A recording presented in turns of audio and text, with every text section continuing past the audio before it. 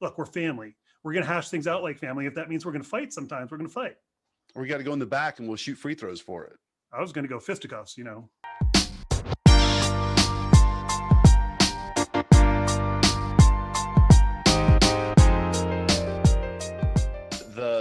The interview that you're following up. I saw that and I don't appreciate it. I don't appreciate following up a UFC championship fighter with Chris Fleming. Like next episode, we have Chris. We have a guy named Chris. Look, let me tell you, in those regards, Impa did us all a favor by just having on a t-shirt and sitting down while he was doing that conversation. So we didn't see what none of us have, what none of us are probably ever going to have. Yeah, that's fair. That was a fun one though. It was fun to talk to somebody, you know, outside of the industry, that it's sort of a reminder that so much of what we do, what you do, what the people on your team do, that we're all just still a bunch of human beings that are generally motivated relatively similarly. We generally have similar problems and similar challenges. And what do you do to knock through some of that? So while we're already recording, by the way. This is how we roll on the walk. Once you start going for the walk, you're going for the walk. There is no start and stop, right? Fair enough. I guess we should start off by saying, Chris Fleming, welcome to the walk. Thank you for spending a couple minutes with us. Hey, I appreciate you having me. I don't appreciate who I'm following up against, though. So Impa Kasang and I will appreciate that. Take it as a compliment. Maybe what we'll do, Thomas, I'll interview you maybe for like a 5-minute interview, and we'll plug it in between Impa and Chris. Oh, gee, thanks. Is that okay? I'll follow up for you. I'll take the hit for you. So Chris Fleming, head of sales at Waterstone Mortgage. We've known each other for a little while now. Always enjoyed working with you and your insight on things. I've got a handful of things I'd love to ask you and talk about. I want you to open it up as well. There's probably things that you'd love to talk about or get off of your chest. Look, the reality is there's been nothing going on this year, 2020. I don't know what we could possibly talk about. Well, the funny part is when you emailed me yesterday, which I did not respond to, I noticed that today. It's out of my outbox, saying, hey, anything you want to chat about? And my intention was to reply, COVID, politics, and religion. Let's go. I'm ready. Where do you want to start? How about what? Anywhere but any of those. So no politics, no religion. Well, we can talk about COVID a little bit. Sure. We can talk about COVID. Well, so how's it been? You keeping everybody healthy? I mean, I know you guys had to make some adjustments there at the company, and every industry, every company that you compete with or that you work with, everybody's made adjustments. How have those been managed? What are you seeing sort of in the midst of it right now? Man, you know, I tell you, I'm consistently impressed. And mind you, this last 7 months feels like 3 years. And thinking back to when this started, it's like, really, that was only 7 months ago? Was it 7 months ago? But I was so amazed with not only the technology we had in place that allowed us to literally one day prior to everybody shutting down saying, sorry, we're going to go virtual. You're all going to work from home. Our IT tickets went down. Nothing, I mean, literally nothing changed. Everybody picked up and everybody at our company, you know, just really stepped up, for lack of a better word, and made it work. And we made it work with little to no infrastructure changes. So we didn't have to go out and invest tons of dollars in these new technologies because we'd already been experimenting with them, if you will. So we already had them in place, and our IT team just did a phenomenal job of facilitating whatever these people needed to start to work from home. If that's screens, monitors, systems, Wi-Fi help with just understanding how home Wi-Fi works. So yeah, it's really, really been a positive experience. I know that all of those people are eager to get back to maybe not so much the office, but the office interaction, because that's definitely lacking right now. But unfortunately in Wisconsin, I think it's going to be a bit yet as we keep leading the nation in things we don't want to lead the nation in. Well, agreed. And we can talk about those numbers, and we'll leave that for another conversation, what to make of the rise in the numbers. But the reality is as a whole, you know, the country is going to be overly sensitive right now. And so we're going to adjust to it. And it's sort of like the mask conversation. There's people that think we should be wearing masks or you shouldn't be wearing masks. But you know, what I always say is to people that I've talked to that just adamantly are opposed to wearing a mask.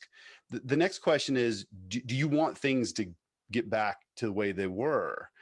And of course, the answer is yes. If there's a 2% chance that wearing that mask a little bit more will just help get things back to where isn't that a reason to do it? I mean, 100%. so, All day long. that's right. So let's just go do it. You know, I was listening to you talk about technology a little bit, and technology was already such a big part of the conversation in our industry over the last couple of years, and how technology is going to impact the borrower experience, how technology can support capacity for mortgage companies.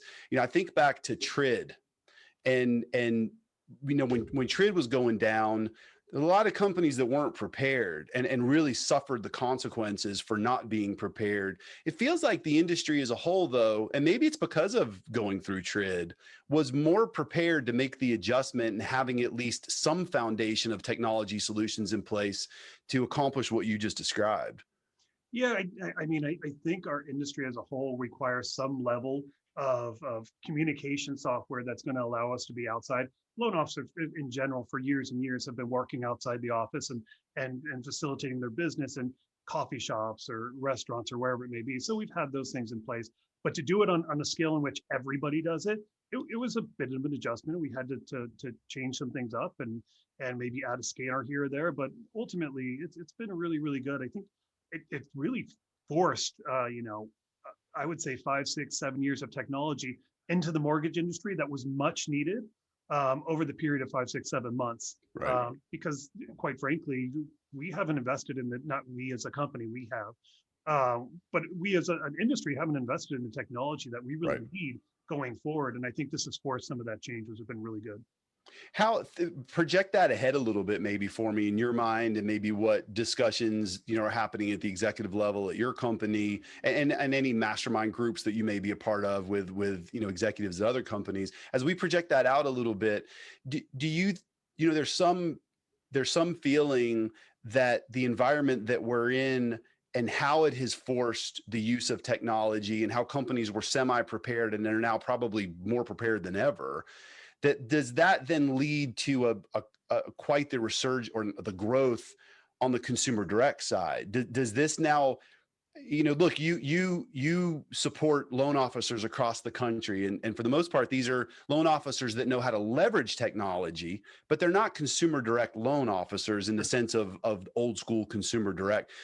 I'm curious to get your take on that a little bit as you project out the next 6 months and the next year or so.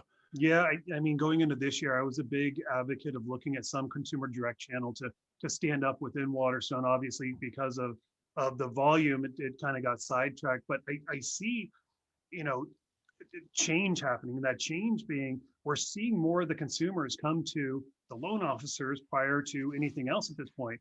And I think that's part of social driven campaigns. I think that's part of technology investments and website investments, and investing in the infrastructure of your company, making sure you're seen out there. For example, we redid our websites, and our IT team, our marketing team did a phenomenal job, and they spent a considerable amount of time in doing these websites. And when we looked at it, it wasn't just, hey, let's put out a website so they can put an app in there. It was, okay, what do we want this content to be? What are we trying to drive? Who are we trying to drive there? And when we looked at it, we really want to drive the traffic to educating the consumer, educating that borrower, because one, there's a lack of it in this industry. Most borrowers don't know what they actually need to get qualified for a mortgage.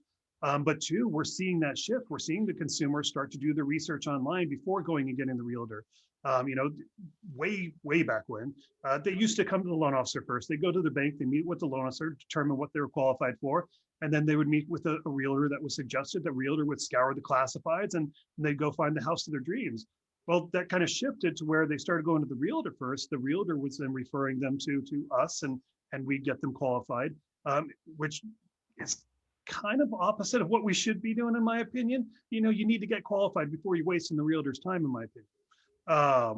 So we started to see that shift. We started to see the consumer start to approach the loan officer earlier in their time frame, prior to, you know, even thinking about getting a house, just wanting to educate themselves for the 12 months down the road when they might be able to get a house, or looking for what steps it would take to purchase that house 12 months down the road. So in seeing that change, that's going to drive consumer direct to be more prevalent. And I'm not saying that we as a company should say, okay, consumer direct is where it's going. We obviously have some really good retail presence in tons of different markets. Florida and New Mexico, Arizona are all huge markets for us. And to go into those cities and those areas with consumer direct in mind, there's obviously a conflict of interest there. But to target some of the states that we don't have presence in, to target some of the markets that might be good for us to start to get into, I think that's going to be huge for us. I think that there's a lot of good companies out there that are looking at very sophisticated technology to start to drive and help and ease that process. So I do think there's going to be a big push for that in the future. Isn't, and consumer direct isn't, we say consumer direct, but consumer direct is not consumer direct anymore. I mean, there's so many variations of what that actually means. And so kind of what I'm hearing from you is the opportunity to leverage the tools that usually exist inside of a consumer direct model to almost create additional value, not only for the consumer, of course, but for the connection that consumer ultimately has with your originator in a distributed model potentially. Yeah, and you're absolutely right. Thanks for pointing that out. Consumer direct means something different to everybody. In my small mind, in my world, I want it to be something that educates the consumer, because we know that there's a nurturing period here. We can help to be that educator. We can help to facilitate that trust, that understanding of the process. And in the meantime, we're building a client for life, somebody that's going to turn to us, and somebody that when it comes time to purchase that home, we can say, okay, here's the realtor that we might suggest you use, or here's the loan officer that's going to take you from start to finish. But to really put the information out there and drive it into your data source and start to educate them through the process. We need to come up with another word for consumer direct at this point. I mean, maybe call center is call center, and then consumer direct is sort of everything either in between. Or, I mean, the reality is most good originators today are using some tools that are normally, back in the day, we would think of as consumer direct type tools, whether it's a connection to Zillow or realtor.com, or, you know, even to go as far as online lead generation, like Lending Tree, Lower My Bills. But we're looking at Credit Karma, we're looking at Bankrate, like, you know, we have connections to those platforms. And the reality is those are just additional tools that, when used properly, can help an originator and the consumer perform the function of closing a mortgage more effectively. No, absolutely. So, well, let's not talk about consumer direct this whole for the next 20 minutes. With as wild as this year has been, I think we've all learned a lot about each other. You've probably learned a lot about people on your team and supporting people through, you know, work-life balance difficulties. You know, on the one hand, we have originators that are doing more business and making more money than many of them have ever made and may ever make again in a single year. On the other hand, you have ops staff that needs a vacation really, really bad. Backing up a little bit as we get into kind of the human side of this, you were an Arizona guy that ends up in Wisconsin. So I got to ask first, are you sporting the Cardinals right now? Are we Kyler Murray? And yeah, they're my number one. My Green Bay's number two. And before we move forward, I do want to point out that we have lots of loan officers that need a vacation too. I have no doubt. Ops staff, they're tested, they're processors, underwriters, closers, they are all just beat up. And sometimes I feel like the loan officers themselves get missed in that equation, because they think everybody thinks they're out there just celebrating. And they are, and they should be, but they're exhausted. Everybody, the industry wide, I've never seen so much exhaustion, period. But well, yes, no, go back to football, then we'll come back to this again. Okay, yes, I am a Cardinals fan. I will always be a Cardinals fan. There's never going to be a time that changes. I went to the Cardinals Super Bowl when they lost to the Steelers, which was horrific. I watched it on television with my wife, who's a Steelers fan. I'm sorry. That is sorry. But I am a Green Bay fan, number two. And I've always kind of been a Green Bay fan. I don't know if they were ever my number two, but they are a solid number two now. And I have made, and this is my proclamation to the world now, I will raise my children as Green Bay fans. What? Yes. So you said earlier that you didn't want to talk about religion, but you've kind of crossed over into religion at this point. You realize that, right? Around here, yes, absolutely. And that's exactly. I see you keep glancing over to the side. Are you afraid a Packer fan is going to come in here and do something damaging while you talk about the Cardinals? We only have about 20 people in our office right now. Literally, I could start shouting and nobody would hear me. That's great. So your progression in the industry, I think, did you grow up in Arizona, I Scottsdale did. I area? was in Arizona for about 27 years. I grew up in I grew up in primarily California in Scottsdale. I Okay. was in California about 10 years, and then I moved over to Arizona with my parents. My parents eventually transitioned back to California, now back to Arizona, oddly enough. Okay. Yeah, Arizona for about 20, 25, 27 years. And then we've talked about it before, but and maybe we can talk about it a little bit, but your introduction to the industry, you started off more on the operations side. You kind of progressed into secondary before you made that move over to sales. Talk about that a little bit. First of all, how did you get into the mortgage industry? Well, I think like so many of us, I kind of accidentally got into it. It's not something I'm proud of. Okay, maybe a little bit. I actually got fired from my job, and I called my buddy. His name's Travis. And I said, Travis, I don't know what I'm going to do. I just got fired. He's like, why'd you get fired? Yelled at my manager. Probably shouldn't have done that. What was the job? You have to say that. What were you doing? I worked at a hotel. I worked the front desk. I was supposed to be promoted to the manager at front desk, and I didn't. And I took it very poorly. I was immature. Sorry. But I actually loved working at the hotel because I got to meet different people every day. We had Harlem Globetrotters that used to come and stay with us. We had different rookies from football teams across the nations training for the draft that would come and stay with us. So it was really cool getting to meet all these people. And I really thought that's what I wanted to do forever. I thought manage a hotel, buy a hotel, own a hotel. Right. But I got fired. And then I called my buddy Travis and I said, man, I don't know what you can do. He's like, come over here. I'll get you a job. I was like, what do you mean you'll get me a job? He worked at a company, I believe it was called Ampro Mortgage at the time. And sure as heck, I went over there, met with the manager there. And she said, yep, you can start. Here's your desk. Here's a file, enter it into the system. And literally for the first probably year of my career was just data inputting, last name, first name.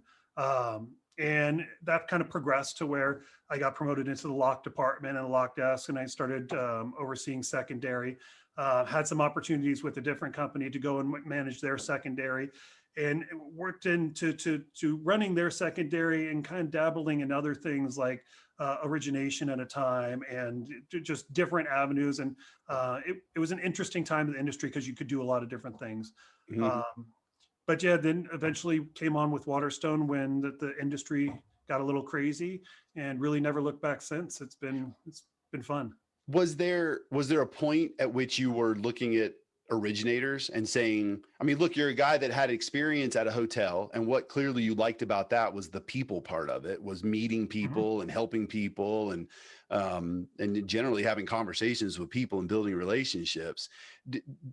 Was there a point where you were looking at the sales side of the mortgage industry and saying, that's what I want to do at some point? I mean, what caused that transition? I would have loved to be an originator if they came with a really big fixed salary. That was Wait, always, did you just say that out loud? yes. Um, that was always my drawback, right? I didn't want to just base it solely on commission. What Right. happens the month? I'm more of a planner. I'm regimented. Not that loan officers are not planners, but I get a bit scared when I don't have that structure in place. So I Right. feel like needing that structure has always moved me and gravitated me away from that you kill what you kill. Yeah, for sure. So. Yeah. Well, and I think that's one of the reasons why ops staff generally stays ops. I'm not saying it's the only reason, but it's one of the reasons. It is a mentality. There's a security component to it. It's a bet on yourself kind of thing that we probably all have inside of us at some level, but sometimes it's hard to pull that out.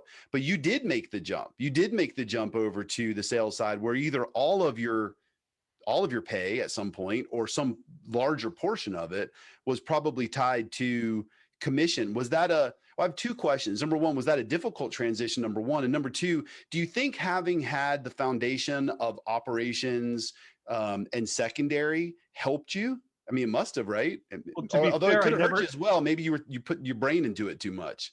Yeah, and to be fair, I never took the complete jump. I always, even in the heyday of things, I always kept a salaried position. And I mean, you were in the industry at the time with the loans were raining from the sky in the Right. days of HARP and then days of that of subprime. You couldn't help but originate. So I never really took the whole. I never took the leap to where it would have been a catastrophe if I didn't originate anything. I always had, a job within the branch doing something else. And that's interesting. I didn't think you'd say that. Like that was a surprise to me that you have that adverse sort of, or you did, maybe still do, of commission only. Yet you're supporting so many commission only people. Like, how is that? God bless If them that for doesn't it. come if it doesn't come naturally for you, does it make it more difficult? Or maybe maybe you have some perspective that they need to hear, since that's not something that comes naturally for you. Yeah, I would say yes, it makes it difficult because I often find myself having to step out of my shoes and step out of my comfort zone and put myself in their shoes. And a lot of, even with my executive team, I think we have to remind ourselves, salespeople, I shouldn't say salespeople, relationship builders, because that's what they are. They're not salespeople. They build relationship. That's what they excel at. Right. They just operate differently than the vast majority of us. They have different motivators. They have different things that they're going to feel success in, and you need to speak to those things. You need to understand those things if you're going to understand why they're getting frustrated because one refinance didn't close in the best month ever. Right. You need to understand their thought process, their mentality, and why they're successful. They're successful exactly because they're mad about one refinance that didn't close in their best month ever. So yes, I mean, I think it's taken me some time, and I'm still learning and evolving, but understanding, what triggers them, why it's triggered them, and stepping out of my own shoes and saying this is just crazy, and understanding that this isn't crazy for them. This is just the way they need to think in order to be great at what they do.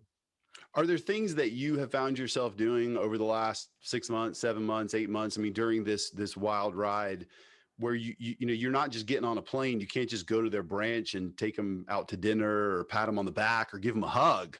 Are there some things that you've incorporated to keep yourself close to the street, so that when they're having those moments, they feel that physical connection and your ability to listen to them? Well, I'm curious, some tools maybe you've incorporated to make sure you're not missing that opportunity. Well, the one thing I would say, nothing beats in person, in front of them, meeting the team, talking to the team, especially in times like this, letting them understand, letting them know you care, and hopefully making these visits to the branches not seem like, oh, the executive team's at my branch, but oh, Chris is at my branch, so it becomes more common.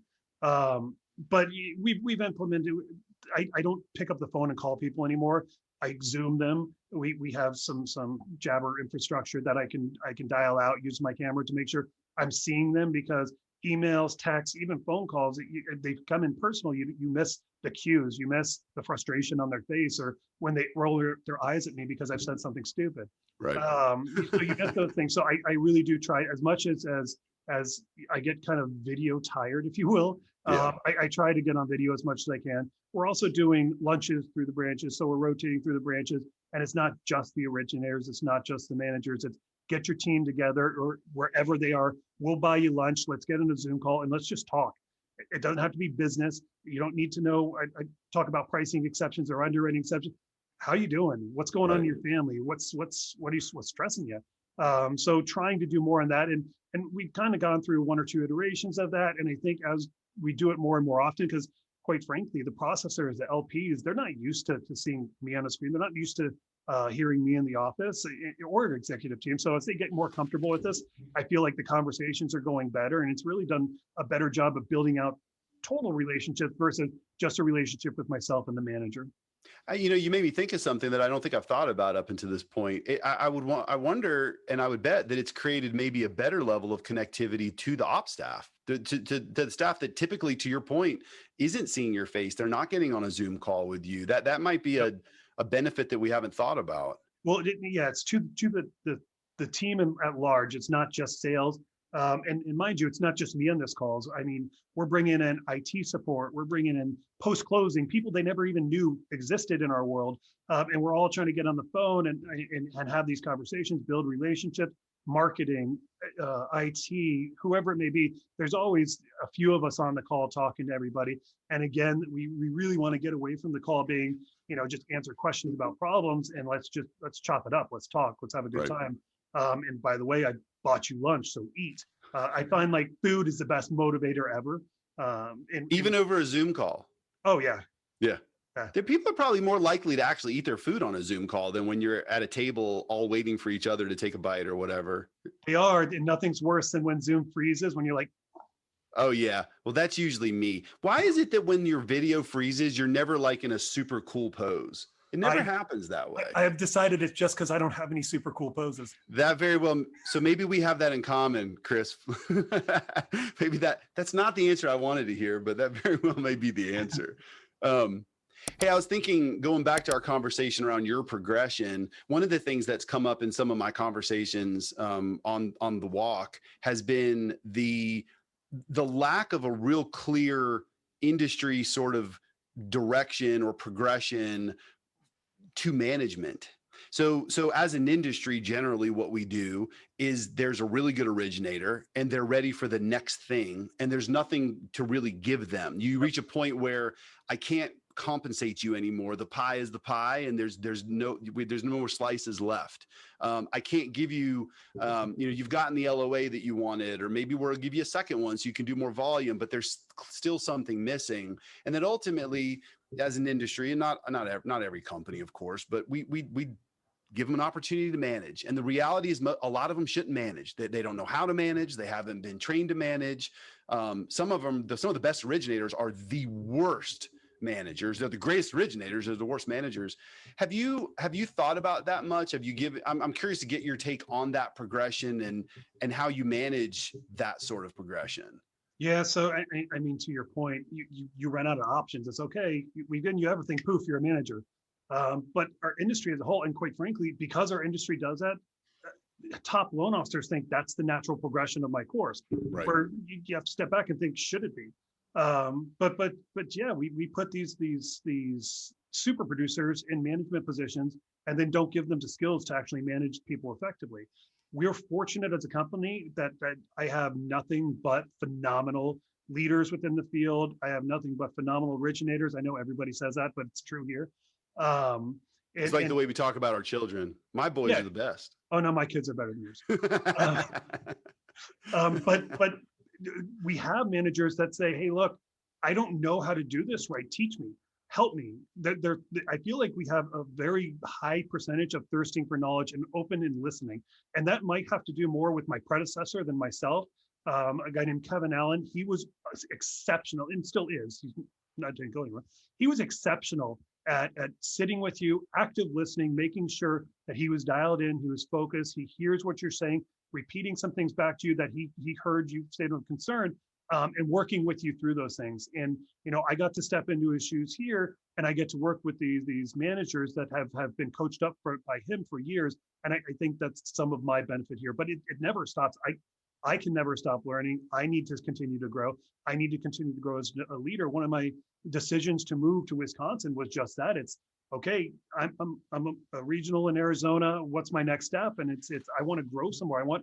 I thrive on education. I really want to learn. I really want to grow. And I thought that next step, was move to Wisconsin, sit next to the CEO, learn from the CEO. Now, I'm not saying that that's my next step, but that's who I'm going to learn from. And that's my best opportunity to learn. Boy, that is something that I think so many people just miss, and something else we talk about a lot on this series and conversations I just have with people in general. I think naturally I'm not good at it, so I have to constantly remind myself that every conversation you have with someone, there's an opportunity to learn something that you didn't know before you had that conversation. And sometimes you don't know what you learned until a year later, or 3 years later, or 5 years later, when you react to something where this little seed was planted. Mm-hmm. And you got that from Kevin, and you've gotten that from other people as well. I think that says a lot.